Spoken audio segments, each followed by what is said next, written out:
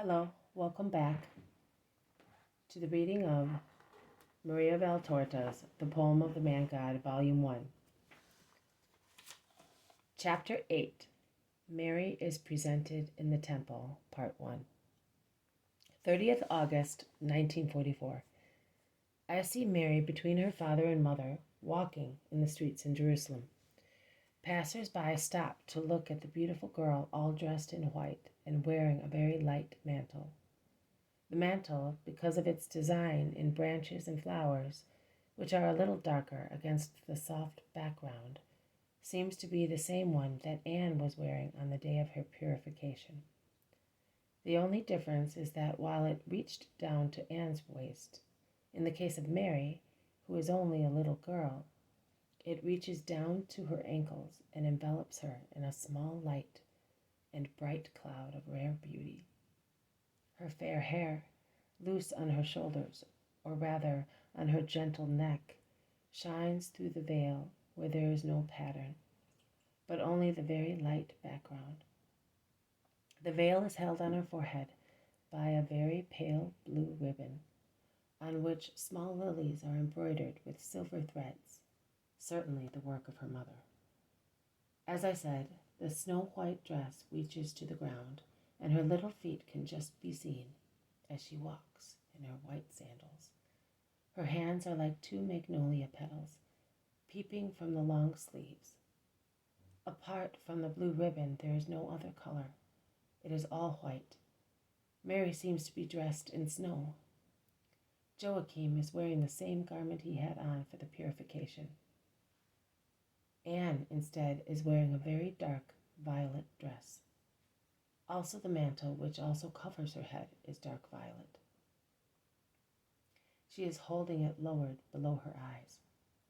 Two poor eyes of a mother, red with tears, that do not wish to weep, and above all do not wish to be seen crying, but can but shed tears under the protection of the mantle, a protection that serves its purpose with regard to passers-by and also to Joachim, whose eyes, usually clear, are today red and dull because of the tears he has shed and is still shedding.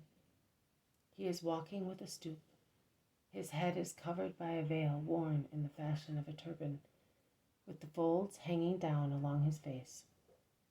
A very old Joachim. Whoever sees him must think that he is the grandfather or the great-grandfather of the little girl he is holding by the hand.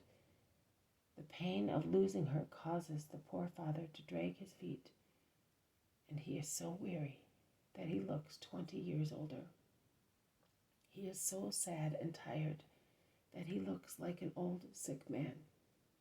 His mouth trembles slightly between the two wrinkles that at the sides of his nose are so deep today. They are both endeavoring to conceal their tears, but if they are successful with many people, they are not with Mary, who because of her height sees them from below, and lifting her head, looks at her father and mother alternately. They make an effort to smile at her with their trembling mouths, and they hold her tiny hand tighter every time their little daughter looks at them and smiles. They must be thinking, there, a smile to be seen one time less. They proceed slowly, very slowly. They seem to be wishing to protract their journey for as long as possible. Everything serves as a pretext to stop. But a journey must come to an end, and this one is about to end. Up there, at the top of this last stretch of the road, there are the temple walls. Anne utters a groan and holds Mary's hand tighter. Anne, my dear, I am here with you, a voice utters, coming out from the shade of a low arch built over a crossroads. And Elizabeth, who was waiting for them, approaches her and embraces her. And since Anne is crying, she says, come into this friendly house for a little while. Then we shall go together. Also, Zacharias is here. They all enter a low, dark room where the only light is a big fire. The landlady, obviously a friend of Elizabeth's, but unknown to Anne, kindly withdraws and leaves them alone. You must not think that I am repenting, or I am giving my treasure to the Lord unwillingly, explains Anne, crying. But it's my heart. Oh, how my heart aches. My old heart that is returning to its childless solitude. If you could only feel. I know, my dear Anne, but you are good, and God will console you in your solitude. Mary will pray for the peace of her mother, won't you, Mary? Mary caresses her mother's hands and kisses them. She presses them to her face to be caressed, and Anne holds her little face tightly in her hands and kisses it repeatedly. She is never tired of kissing her. Zacharias enters and greets them, saying, May the peace of the Lord be with the just. Yes, replies Joachim, implore peace for us, because our hearts are trembling in our offer, as Abraham's did while he was still climbing the mountain. But we shall not find another offer to replace this one. Neither do we want it, because we are faithful to the Lord. But we are suffering, Zacharias. Since you are a priest of God, please understand us and do not be perturbed. Never. On the contrary, your sorrow, which does not go beyond reasonable limits and does not shake your faith, teaches me how to love the Most High. But take heart, Anna. The prophetess will take care of this flower of David and Aaron.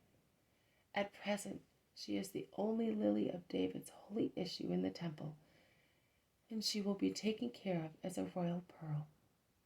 Although we are approaching the time when the Messiah is to come, and the women belonging to the house of David should be anxious to consecrate their daughters to the temple, because the Messiah will be born of a virgin of David's issue, yet, because of the general weakening of faith, the places of the virgins in the temple are empty.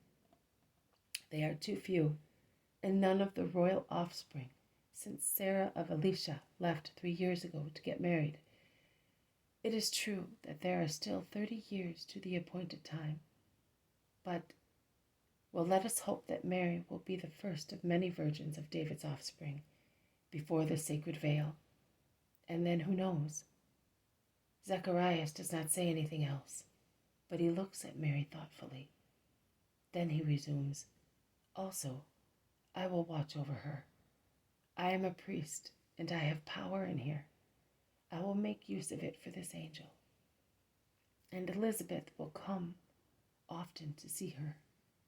Oh, certainly, I am in such need of God that I will come and tell this little girl, so that she may tell the Eternal One. Anne has taken heart again. To relieve her anxiety even more, Elizabeth asks her, Is this not the veil of your wedding? Or have you been weaving new byssus? It is. I am consecrating it to the Lord with her. My eyes are no longer good, and also our wealth has been reduced by taxation and misfortunes. I could not afford heavy expenses. I have only seen to her clothing for the time she will be in the house of the Lord and afterwards, because I do not think I shall be there to dress her for her wedding, but I want it to be the hands of her mummy, even if cold and motionless, which prepare her for the wedding and weave her linens and dresses. Oh, why think of that?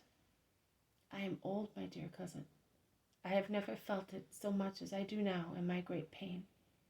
I have given the last ounce of strength in my life to this flower, to bear her and to nourish her, and now the pain of losing her is drawing my last strength away and dispersing it. Don't say that for Joachim's sake. Yes, you are quite right. I will try and live for my husband. Joachim pretends he has not heard, intent as he is on listening to Zacharias. But he has heard, and he sighs deeply, his eyes shining with tears. It is between the 3rd and the 6th hour. I think we ought to go, Zacharias says. They all get up to put on their mantles and set off. But before going out, Mary kneels down on the threshold with her arms stretched out, a little imploring cherub. Father, Mother, your blessing, please. She is not crying, the little brave girl, but her lips are trembling, and her voice, broken by a sob, resembles more than ever the trembling cooing of a little dove. Her face is pale, and her eyes have the look of resigned distress, which I will see again on Calvary and in the sepulchre, where it was so much more intense that it was impossible to look at her without deep suffering. Her parents bless her and kiss her once, twice, 10 times. They are never satisfied. Elizabeth is weeping silently, and Zacharias, notwithstanding his efforts to conceal his tears, is deeply moved. They go out.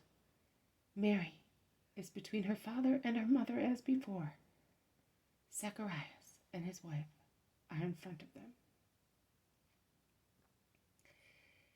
Thank you for listening. This has been a reading from the Poem of the Man God, Volume 1, Chapter 8. Mary is presented to the temple. I'll see you tomorrow. May peace be with you.